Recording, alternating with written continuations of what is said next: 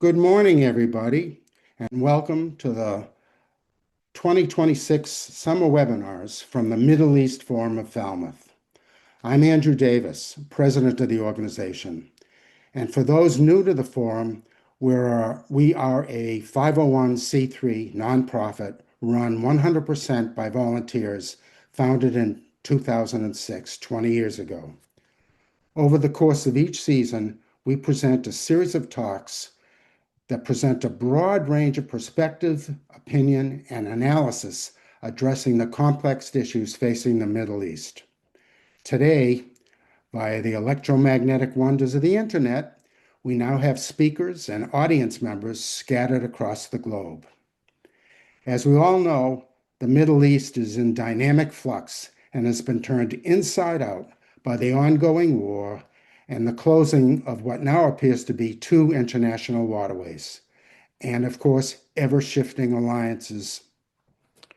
As they say, or I like to say, you can't tell the players without a scorecard. Our two previous summer webinars have focused on how Lebanon is playing a role in the shifting regional dynamics and how Israel's options for a path forward are evolving. As a reminder, all of our webinars are recorded and available for playback for free at mef.world.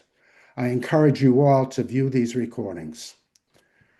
Our perspective and understanding of how the Iran war, is likely to have long-term consequences in geopolitical, economic, and military and energy domains will be broadened today by Amir Handjani, who will be introduced by my colleague Jim Altschul. Jim will also moderate the Q&A session. Finally, let me just say, please use the Q&A window at any time during the talk. Do not use the chat windows to submit your questions. Over to you, Jim. Good afternoon, and thank you, Andrew. And Amir, thank you for taking the time to share your insights with us. It's my great pleasure to introduce Amir Handjani. Did I pronounce your name correctly, by the way? You did. It was perfect. Okay, thanks.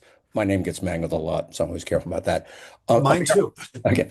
Amir Handjani is an energy lawyer, and a public affairs executive. He's a partner at Carve, a leading strategic communications and public affairs firm based in New York that advises sovereign governments, multinationals, and other entities.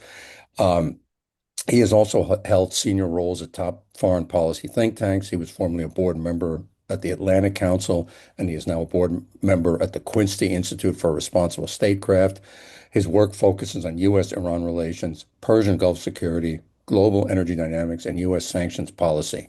Since 2015, he has served as a security fellow at the Truman National Security Project in advancing principled U.S. global engagement. Amir is also a lawyer. He's a former honors program attorney at the U.S. Department of Justice, and he served as counsel in the Department of Homeland Security. He's earned his undergraduate degree from Boston College and his JD from Northeastern University School of Law. He is fluent in English, Farsi, and Turkish. Please proceed. Well, thank you for that introduction, Jim and Andrew. And it's a pleasure to be with you today. As you mentioned in my bio, I spent some formidable years in Boston, in the New England area. And like many of those who had the privilege to do that in this country and around the world, that as you leave it, a part of it stays with you. So when I got this invitation from Andrew, I heard, Falmouth, I had a little twinge in my heart thinking about my time in the Boston area when I was younger and had more hair. Today's topic is the aftermath of the war with Iran. Before we talk about, it's really not the aftermath. The war with Iran is ongoing. We've had stops and starts now for the last month. We're in a 2-day possible pause. But before we talk about this war and talk about some of the consequences and repercussions of this war, I just want to spend a few minutes talking about how we got here. And I'm going to breeze through about 50 years of U.S. history with Iran. And I'm gonna, just hit some highlights. So forgive me for those of you who wanted me to go, who are Nixon experts or Carter experts or Clinton experts. I'm just gonna hit the highlights of the Iran relationship and get to sort of where we are today, and then do that deep dive, because I think this is helpful to give some context. Um, you know, Really, the Iran of today and our contentious and adversarial relationship. Um, if we were all in a time capsule, and some of us of a certain vintage would remember how their relationships with Iran in the 60s and 70s, they wouldn't believe it if they went back in time and then came forward and saw where we were. Because in the 70s, Iran was America's centurion in West Asia. Very warm relationship. There were many Americans living and working in Iran, many American firms that were based in Iran, similar to the relationship that the Gulf Arabs have now with Iran, with the United States. It was just flipped. And the Nixon doctrine had put a lot of emphasis on the Shah's ability and Iran's ability to push back on communism in the Middle East. That went through the Ford administration into the Carter administration. Fortunately, that's when the Islamic Revolution happened in Iran, and was the impetus of the adversarial relationship that we have with Iran today. The Shah was deposed, Ayatollah Khomeini came in, and there was a lot of animosity toward the West and its relationship with Iran moving forward. We did have the Carter Doctrine in the late 70s, because rightfully the U.S. administration was worried that the communism would spread into the Persian Gulf and take control of those oil reserves. And so, the Carter and his national security advisor, Zbigniew Brzezinski, said that, if any power were to come into the Persian Gulf to assert influence and control, the U.S. would go to war to protect its interests. The subsequent Reagan administration that came in continued that doctrine. At the time, there was the Iran-Iraq War. We, in the United States, played both sides in that war a bit.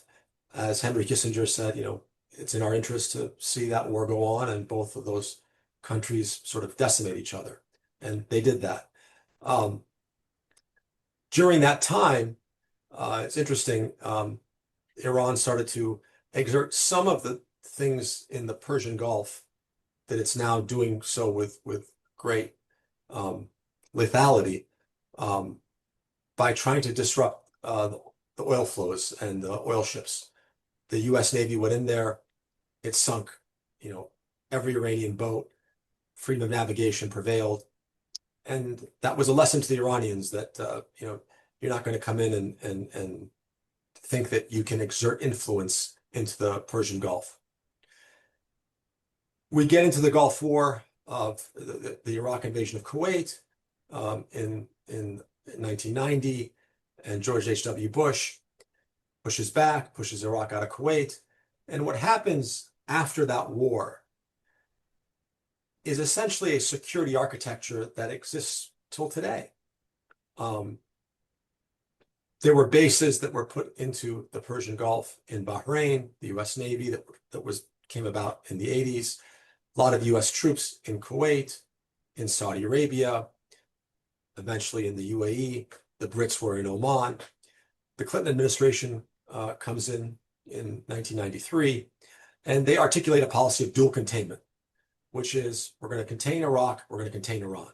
How do we do that? As we have these network of bases in the region.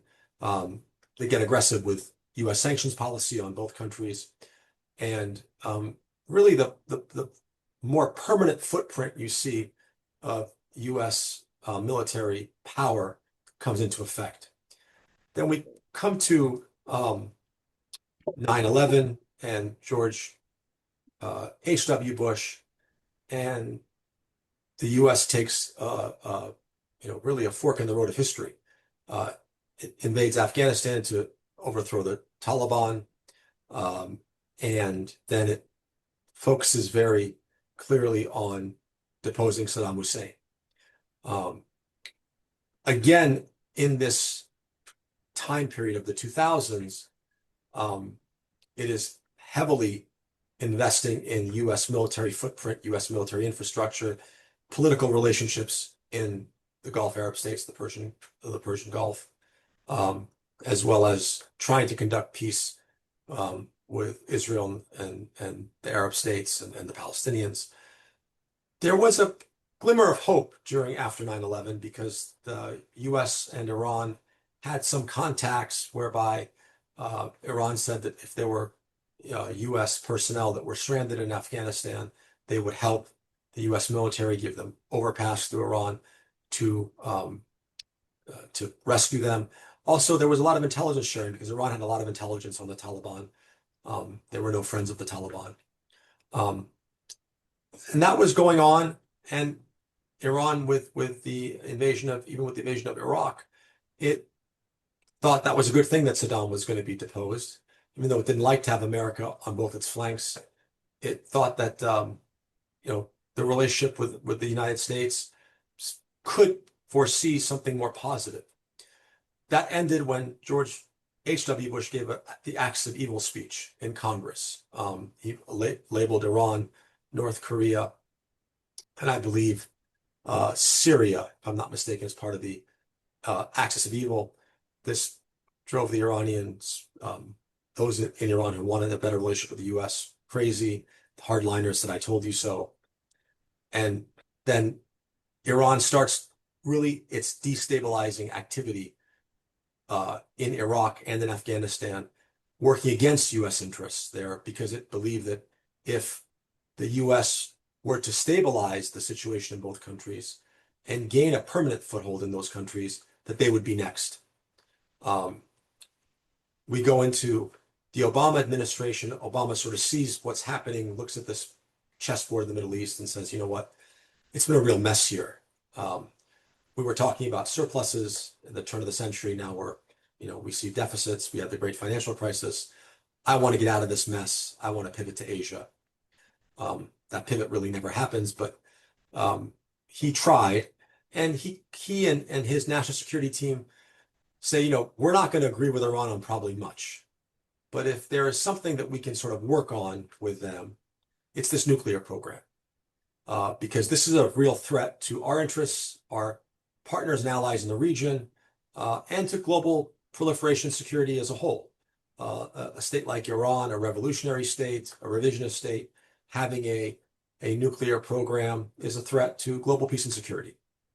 Iran, incidentally, had a clandestine nuclear weapons program that it shut in 2003. The political leadership, based on the estimates of U.S. intelligence, decided in 2003, after the invasion of Iraq, that the supreme leader said, we're not going to do that. We're not going to have a nuclear weapons program, but we're going to have a peaceful nuclear program. We want to have a civilian nuclear infrastructure.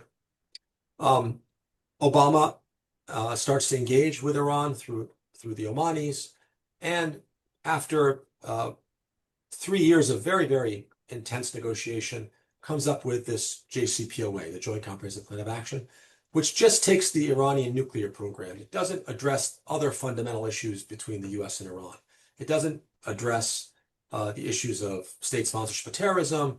It doesn't address Iran's reach in the region, its network of proxies, its human rights record. It just deals with this nuclear program and says, we're going to put it in a box. And it's going to be essentially a floor to our relationship. We don't know what the ceiling is going to be, but we'll start with this because this is something that is very pressing, and we have to deal with. Iran agrees to the most extensive inspections regime that we know of to date. It basically, we hear President Trump say, Iran agrees they're not going to have a nuclear weapon. Well, the first line of the JCPOA, the first sentence of it actually was that Iran has said, we forego ever having a nuclear weapon. And we'll come to that later. This became a very contentious issue in the United States. Many different interest groups, lobby groups, Republicans in Congress, even some Democrats said, how could you do this deal? We don't believe Iran. They started working against this deal from day one. The 2016 election comes, President Trump campaigns against the JCPOA. He comes into office, and within the first 2 years of his administration, he pulls out of the JCPOA. Now, that decision really lays the seeds of where we are today, because what Iran does right away, once he pulls out, the U.S. puts the sanctions regime back in, and Iran says, okay, well, if you're going to do that, I'm going to start enriching, and I'm going to keep my enriched uranium. And it starts building this enriched uranium stockpile, which is no longer shipping out because the U.S. leaves the JCPOA. Now, many countries will say, well, the U.S. left the JCPOA, others were in it. That is true. The problem is with the U.S. out and the sanctions back in, other countries, our European allies, the EU3, that's Germany, France, the UK, were never able to give Iran the sanctions relief that the U.S. could give it, because once the U.S. pulls out, our influence in global financial markets, in global banking, don't really allow for European countries to turn the other way to our sanctions because they're so interlinked with our banks and our companies. So if at the political level they wanted to work with Iran, really at the economic level, it wasn't feasible anymore. This, caused a great deal of animosity toward the United States and Iran. And so it started to enrich uranium as a leverage point, because it knew that after it had reached a certain stockpile, the United States would have to come to the table and negotiate with it or start a war. President Biden comes into office and really never goes back into the JCPOA. Iran doesn't really take steps to go back in. The Biden administration doesn't take steps to go back in. We're sort of frozen. Trump 2 comes in. And after the horrors of October 7th, Israel launches a war with Iran last summer. President Trump, toward the end of that war, launches Operation Midnight Hammer and claims that the Iran nuclear program was obliterated and the 12-day war is over. So that's where we were up until February 26th. Iran and the U.S. are negotiating again on its nuclear program. And in the midst of that negotiation, there is attacks by the U.S. and Israel on Iran for the second time the last year, or at that point it was 8 months. And that begins the process of where we are today. And so let's talk about that war and where we are today. That war was launched with the intent by President Trump and Prime Minister Netanyahu to essentially have regime change in Iran. That was the stated goal. And I think that by every measure we look at, whether it's regime change, degradation of Iran's missile and drone capability, even the Straits of Hormuz, which were open before the war began, are now essentially closed. The U.S. and Israel fail in their objectives. They kill a lot of the Iranian leadership, but they are not able to overthrow the regime. In fact, they've made the regime more hardline because those that they killed in the regime were the ones who, at least on the nuclear issue, did not want to weaponize. And they didn't really want to have a good relationship with Israel and the United States, but they didn't really want war either. The supreme leader is dead. His son is now there. The cadre of Revolutionary Guards who've been around for 30, 40 years running Iran, they're all dead. The young guns are now ascending, and they have a very different risk appetite than their predecessors. Immediately within 3 hours of those strikes, Iran launches comprehensive military action, not just on Israel, but on the Gulf Arab states and on U.S. interests in those countries. They were not really prepared for the 12-day war. That took them by surprise. And there was a feeling in Iran after the 12-day war that, everyone thinks we lost. Everyone thinks that we're weak. Hezbollah has been taking it on the chin. Hassan Nasrallah is dead. Israel feels that they can come and hit us anytime they want. The U.S. came and, took out major nuclear infrastructure. And there was a sense in Iran that, if there's another war, we have to plan for it right away. And we have to make sure that the pain that not just Israel and the US feel, but the globe feels, the global economy feels, is so severe that this would be the last war. There won't be other wars. And that's pretty much how it's been played out the last 5-6 months. Why has that been the case? Because I think that the United States and Israel deeply underestimated Iran's geography, Iran's pain tolerance, Iran's endurance, and Iranian capabilities. They, whether it was President Trump, I should say this, the U.S. national security apparatus has incredibly intelligent people who know Iran inside out, who've been studying Iran, the interagency process, the State Department. There have been reports upon reports that what Iran has done the last 5 or 6 months, they were going to do exactly that if they felt existentially threatened by Israel and the United States. Even at the Pentagon, unfortunately, the Trump administration in the last year and a half has either disregarded or let a lot of those people go. It hasn't really relied on the expertise and the wisdom of the civil service and the U.S. government and the Pentagon. It's relied on lackeys and the whims of the president, who has a disdain for experts and believes he knows more than they do. That's not a judgment. I'm just being factual. Because if he was relying on that expertise, the interagency, they would tell him these things, and there would be, a groundswell of opposition. That didn't seem to be the case this time around. So given that, Iran saw that in the 12-day war, Israel and the United States, with great lethality, was able to pick off their leadership. So they prepared by going to what's called the Mosaic Doctrine of defense, whereas they had their munitions, their missiles, their drones spread throughout Iran's geography. Now, Iran is the size of about Western Europe. It's a huge country, 92 million people. And most of the internal part of Iran is mountains. A lot of it's been tunneled and siloing missile cities and drone cities.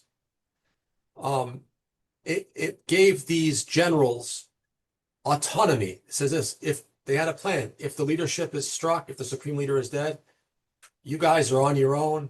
Here are the list of targets. Have at it. And that's what they did. And what did they do?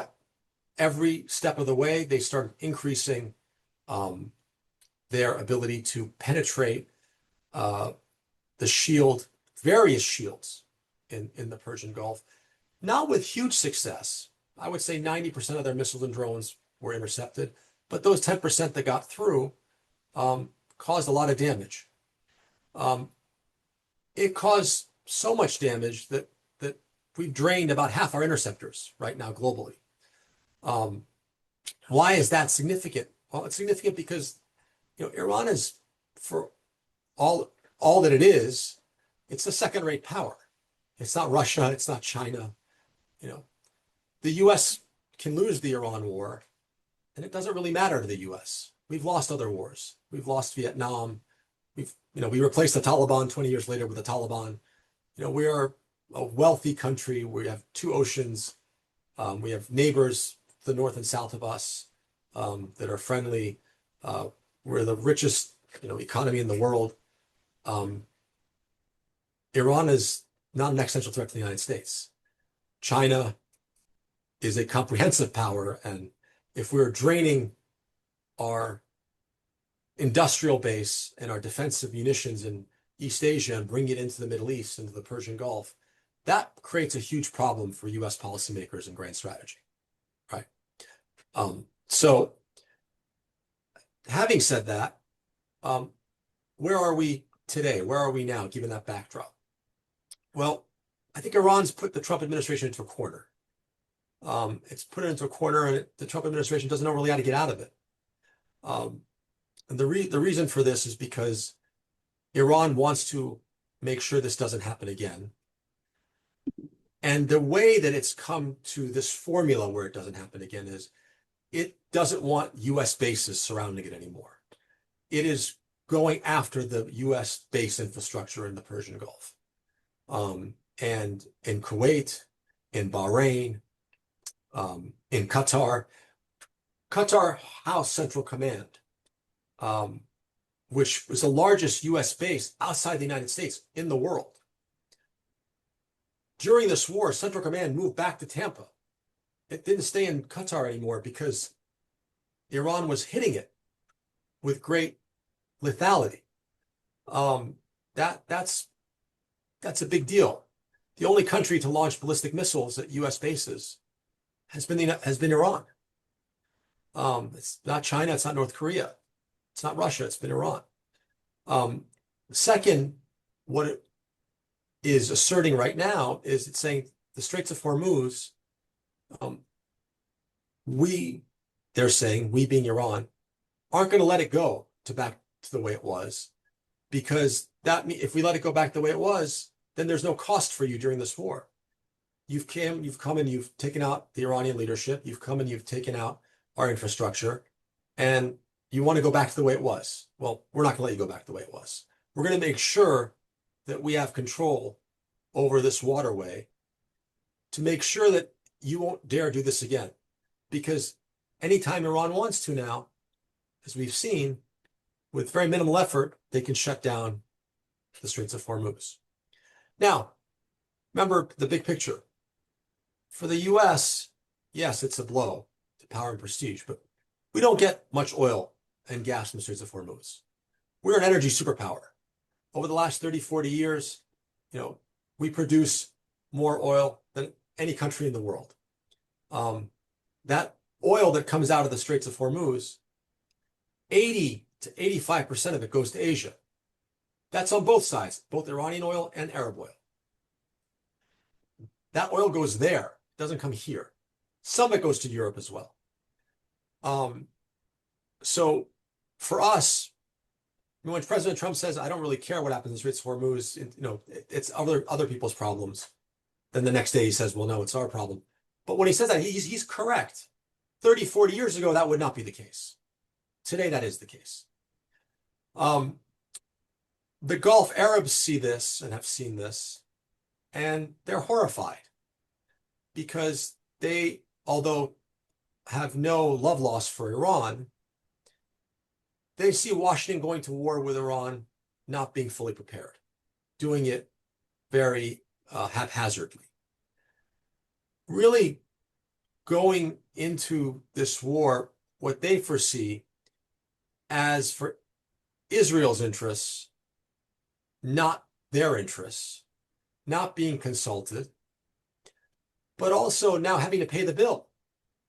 The Gulf Arabs are going to debt markets, borrowing money. They're dumping treasuries. Why? Because they've got now, if they can't get that oil out and gas out, then they're not earning revenue. They also see themselves, they thought these U.S. bases were in some ways a shield to protect them. What they've come to the conclusion now is they're not a shield. They've made them a target. So that's a different world that we're coming into now. A world where, what do these countries do after this war when it ends? It all depends on how it ends. But I think they're going to do, my guess is they're going to do what all wealthy middle powers do. They're going to hedge. They're going to say, the U.S. we're happy to have you as our security partner of last resort, not of first resort. We're going to take a lot more of the burden for our security with other countries in the region, such as Pakistan, such as Turkey, such as Egypt. We're also our economic ties, the largest trading partner of every country in the Persian Gulf, including Iran, is the United States. It's China. And so they're going to lean into that economic relationship even harder. And then you also have Russia, which is a major oil producer and the largest geographic landmass in the world. And they're going to also talk to Russia and continue having that relationship and looking for ways to deepen ties there as well. And they're going to, when this war ends, they're going to have to come to a different realization about Iran, because the way they were proceeding with Iran before the war is not going to be the way they're going to proceed with Iran after the war. They're going to look for ways, I believe, to at least integrate and placate Iran economically, if not militarily, of course. Now, the U.S. is still there as the guarantor of last resort. But what does that really mean? We're seeing that right now. So the Gulf Arabs are taking in real time. They're seeing, how much the U.S. and Iran can go at it. Now, make no mistake, if the U.S. wanted to, they could carpet bomb Iran like they did Vietnam. But what would happen in return is Iran would decimate about $6 trillion of energy infrastructure in the region. We would go into a global depression. They would hit every oil well, pipeline, LNG facility in the Persian Gulf. And that would put the global economy into a depression. So I think the Trump administration has come to that conclusion. They see that that's a real possibility. So they're managing escalation a bit, knowing that if they go too far, that Iran will strike back. And really, in terms of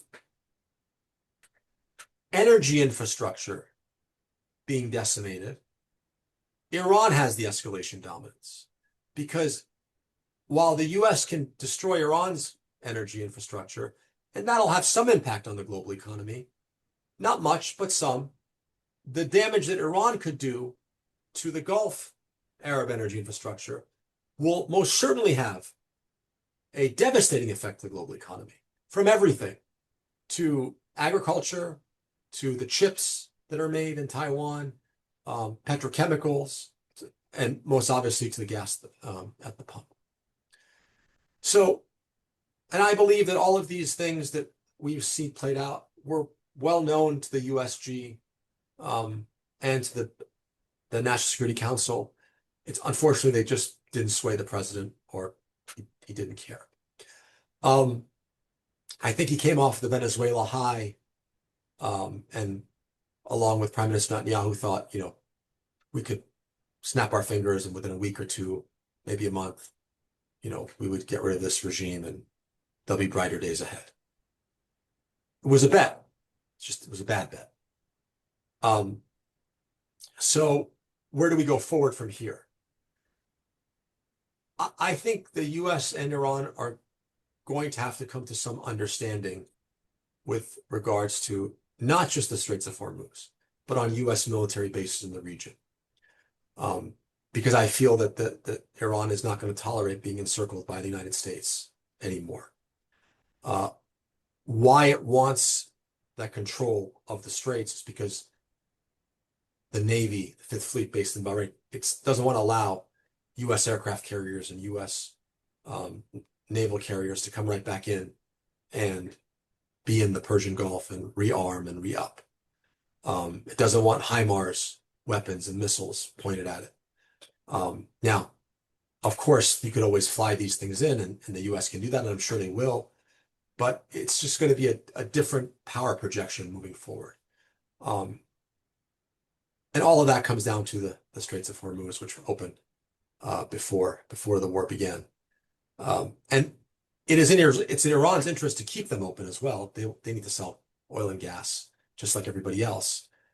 But I think that there could be a formula where Oman and Iran manage the straits in a way where Iran is not charging outrageous tolls. They're getting some sort of management fee, and all the ships coming in have to coordinate with Iran and Oman and some sort of authority um, moving forward. Uh, that's what I foresee happening. How we get there, I think, um, is an open question.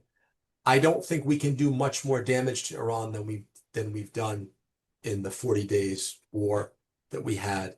We're running low on munitions, and unless we decide to take, action that's, bordering on war crimes, whereby Iran would then uh, reciprocate in the Persian Gulf.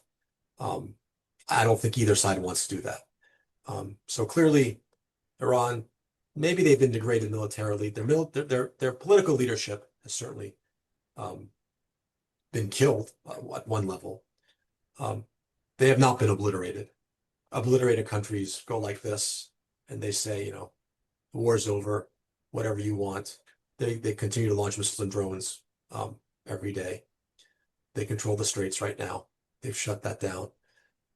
Their nuclear program, I think there's an open question there. I think there are elements in their nuclear program that are not obliterated, and I could foresee Iran now taking the decision that we've been attacked twice by a global superpower, the United States, and a regional power, Israel, both nuclear powers. I would think any Iranian government moving forward is going to say, you know what, we're going to have a clandestine nuclear program as well. Why? Because countries with nuclear programs don't get attacked ad hoc. It's a shield. There's a deterrence there. And that's unfortunate because I think there are ways to actually get Iran to forego that path before these wars. And I think for Israel and the United States, I think it's very tricky because I think the Abraham Accords, it would be wonderful to have Saudi Arabia join them and other Arab countries join them. I don't know if that space is there right now because of the Palestinian issue, and there's no path forward there. I think until you get a path forward there, those countries at the moment, especially Saudi Arabia, they're hedging. It's not in their interest to jump into the Abraham Accords.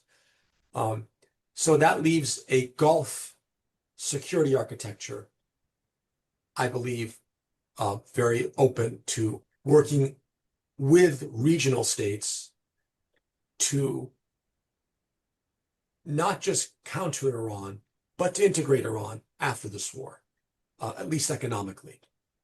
And I could foresee a situation whereby this would be welcome to the U.S. government because at some point we want to get out of the Persian Gulf and pivot to Asia and not have to fight these wars. I've been talking now for 40 minutes, and so I'm going to pause and open it up to questions. Well, first of all, thank you very much for a most interesting and insightful tour d'horizon of a very complex and important situation. Question I'd like to start off with a question I'd like to ask, as um, of course you know better than anybody else in this group, there was considerable unrest, domestic unrest in Iran at the beginning of the year, and even Trump said, you know, uh, we're going to help you, and then really didn't. Um, I have read in a couple of places that at least the initial domestic reaction after the attacks was sort of a rally around the flag. What is your take about the current Excuse me, I'm getting over a cold. What is your take on the current domestic situation and the likelihood of well, further domestic unrest this year? So, you know, the domestic unrest was real. There are real problems in Iran. There's runaway inflation, there's sanctions, there's a lot of um, angst, I would say, and a lot of disappointment and anger with the Iranian government by a great majority of the people. We saw that. I think if Trump just let that play out without attacking Iran, you could see where those things go over time. I don't know if they would have overthrown the Iranian government because that's our views of Iran are, unfortunately, they're somewhat narrowly presented as just from those people like myself and like others who have not very great views of the regime. But there are many people in Iran that are supporters of the regime. There was the people that are fighting right now for Iran. But whether you're a supporter of the regime or against the regime, once bombs start dropping by two foreign powers, it's predictable that you're going to rally around the flag. Because the Iranians are, I wouldn't even say nationalistic. I go so far as to say jingoistic, one level higher than nationalism. They're a very proud people. They're an ancient people. It's a mosaic of different ethnic groups that I think that while they may not all like the Iranian regime, I think they all have a view of Iran as being territorially not pulled apart and being able to defend itself against an outside power that's trying to impose its will on it. If regime change happened from within, that's different. Being imposed from the outside doesn't work so well. So I think this war, unfortunately, gave the regime a lifeline because it can say, well, all these problems that we're having now, it's not because of us, the regime. It's because of Israel and the United States. Blame them. Don't blame us. Where if the bombs didn't drop on February 27th, they couldn't say that.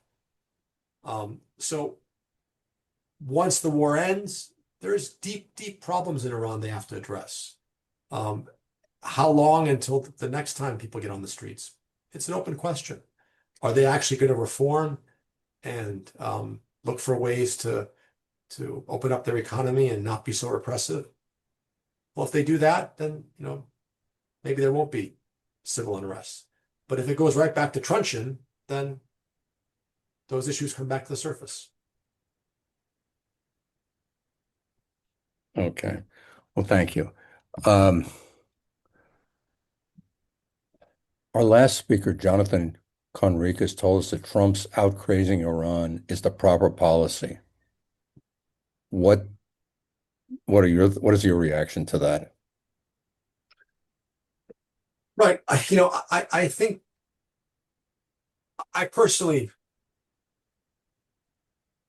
don't see a plan that Trump has. He's sort of, making it up as he goes along. And I think that he's in over his head when it comes to Iran because he doesn't understand. He thinks he could just sort of tweet and bomb his way into getting what he wants. And that's just not the way the Iranian, people in the Iranian regime are. They are more calculated. They're much, they're much better chess players than him. I think that he had them on their heels in the 12-day war, and they took a lot of lessons from that, and they applied those lessons in this war. And I think that if you could sort of look at what they've done every step of the way, they've been doing something from President Trump's point of view that's been unpredictable. he came out and said, they started hitting our bases. Who thought they would do that? Well, that's entirely predictable. It's like, they closed the Straits of Hormuz. Like, who thought they would do that? Entirely predictable. It's now the Iranians that are dictating the tempo of the war. They're the ones that are dictating how this war is going to end. It's not President Trump. He's looking for an out because he knows if he escalates too much, what's going to happen to the global economy is going to fall on his shoulders. So I would disagree with him. I don't think there was a time where he was out crazying them, but I think that, right now the chessboard favors Iran more than the U.S. in the region. Follow-up question or another question from the same questioner, which I'm going to rephrase slightly. Do you think it's based on picking up on what you were saying? Do you think that is there any chance that some of the Gulf states will tell the U.S. to close its bases and get out because they see it's more trouble than it's worth? I think it's possible. I don't think it will happen. They would say it in that way. But I think that, you look at it from, you have to look at it from their perspective. If they've been under the assumption, have been told that for 40 years having these bases are a shield. In fact, that they turned out not to be a shield, that made them a target. You have to really sort of sit back and say to yourself, what is, how do we make sure that we're not a target again now we've got 2 rounds if round 3 and 4 happen. And I think you've seen that a bit. Iran has not hit in the last month the UAE and Saudi Arabia. I think because they're not allowing offensive operations against Iran from their soil. They're hitting Kuwait, Bahrain, and Jordan. Why are they hitting those 3 countries? Because they are allowing offensive operations to go on from their soil. So I think this is a new paradigm we're in. And so I think that they'll still, double down on U.S. weaponry. They'll double down on buying, U.S. equipment, having U.S. experts. But actually having bases with offensive weapons pointed at Iran, manned by the United States, I'm not sure. Some will, but I think some won't. I have another question. For the past, certainly at least 30 years, essential part of Iran's strategy in the Middle East was to have various forces in different Arab countries that acted as proxies, basically, causing trouble or whatever. I don't know how you want to put it. So you had Hamas. I guess you had the Assad regime in Syria. You have Hezbollah. You have the Houthis. Hamas's military capabilities have been severely degraded. They're not completely crushed, but their ability to mount attacks is greatly limited. Hezbollah certainly suffered some damage. The Assad regime has been overthrown. What is your current assessment of the ability of these proxy forces, the current abilities of these proxy forces to continue to act on behalf of Iran and basically cause more trouble? I think they're definitely weakened.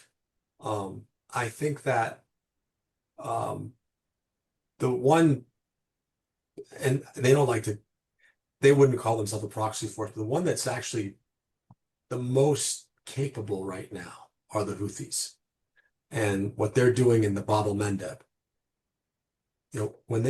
Because Saudi Arabia, is a pipeline that transverses the country, goes to a port called Yanbu. And they've been able to get about 5 million barrels a day of oil out of that pipeline to Yanbu. Well, what the Houthis can do is do to the Bab el-Mandeb Straits what Iran has been doing in the Straits of Hormuz. They can shut it down. I just got an alert this morning saying that Lloyd's of London, which insures freights isn't going to be ensuring Saudi crude crossing the Bab el-Mandeb and Saudi ships. Now, that's a big deal because Hamas, as you said, has been severely degraded. I don't even know what's left in Gaza. Hezbollah has been degraded as well. It's an open question whether the Lebanon, Israel, U.S. trilateral discussions are going to bear fruit. That puts a lot of burden on the Lebanese army to go in and disarm Hezbollah. That's something that they've been unwilling to do because it can lead to a civil war. But I think where Iran is going to double down is in Iraq, where it has real strategic depth. Half of Iraq is Shia, and they have deep ties there, and they have the militias there, the popular fronts, and they have relationships with the Kurds in the north, who they have some linguistic and ethnic and cultural ties to. I think that's going to be where, and we saw that during the war. Their Prime Minister Netanyahu, President Trump, they come out and said it. They said, we armed the Kurds, but they didn't go in. What happened? Well, we now know the Iranian foreign minister said he called during the first 2 days of the war. He called the Iraqi prime minister, and he called the prime minister of the Kurdistan region, which is sort of an autonomous, semi-autonomous region in the north. He said, even though we've been hit by the U.S. and Israel, and we're conducting this war, we've got our eyes on the border. If we see Kurds coming through the border, we're going to hit Baghdad, and we're going to hit Kurdistan. And both of them said, no, we hear you. We're not going to allow that to happen. And then he called the foreign minister of Turkey, and Turkey said, don't worry, if the Kurds come across the border, we're going to come in with air cover and start bombing them. So I think for Iran, that's, I don't know how much they're going to double down on Hezbollah and Hamas. I don't think they're going to abandon Hezbollah, but I think the Houthis and their footprint in Iraq becomes much more strategic to them moving forward. Very interesting. Disturbing, but very, very interesting. Saudi Arabia has been shifting its policies on, again, excuse me. Saudi Arabia has been shifting its policies on defense and security for many years. Is the Iran war going to change the direction or just add momentum to the pre-existing strategy? And do you have any thoughts on the likelihood of the rapprochement that the Chinese negotiated brokered a couple of years ago, resuming once the war ends, or is it a stalemate? So I think that the Saudis are already hedging. They just signed that defense pact with Pakistan. It's a big deal. They're looking to expand that with Turkey. Because they sort of see the direction of the wind when it comes to the U.S. and the region.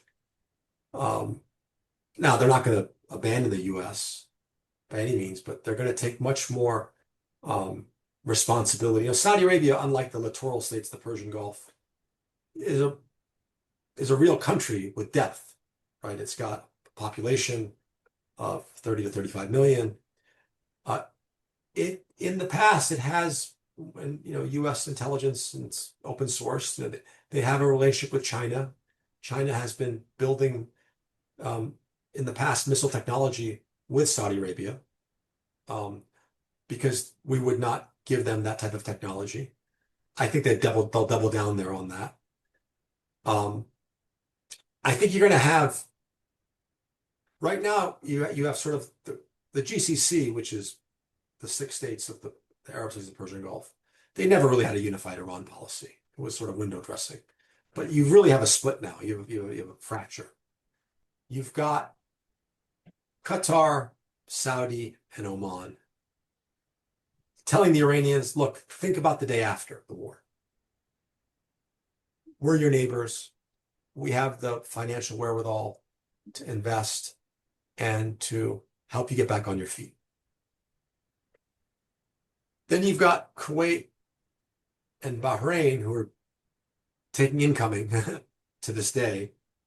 Very small countries, very fragile, probably want to double down on the U.S. security umbrella or something. Bahrain is in the Abraham Accords. Kuwait is not. Maybe they'll join, or maybe they won't. But you know, they're gonna want a very hard line. And then you have the UAE in between. Now, why is the UAE in between? Well, the UAE is part of the Abraham Accords, strong ties with Israel and the United States. But it also took more incoming missile and drones than any other country in this war from Iran, more than Israel, more than Kuwait, more than Bahrain, more than Jordan. It's got 500,000 Iranian expats living there. So I think it's going to double down on its relationship with Israel and the United States. But it's also going to look for ways to engage Iran and economically, and look for ways to politically to de-escalate.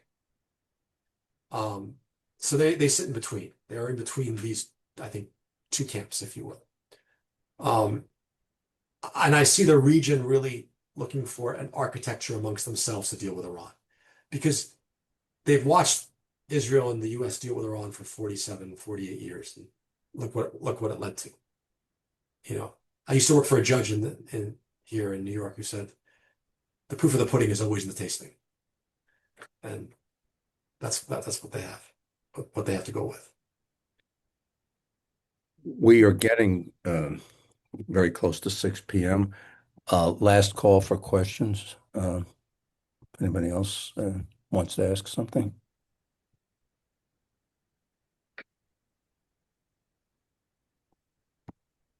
Well, I don't see anything else. I want to thank you for sharing your wisdom with us. This has been an excellent lecture, most informative, and it's a pleasure to make your acquaintance. It was a pleasure. Thank you for hosting me, and I'm happy to do this again and to be with you again, should you find it interesting. Certainly hope so.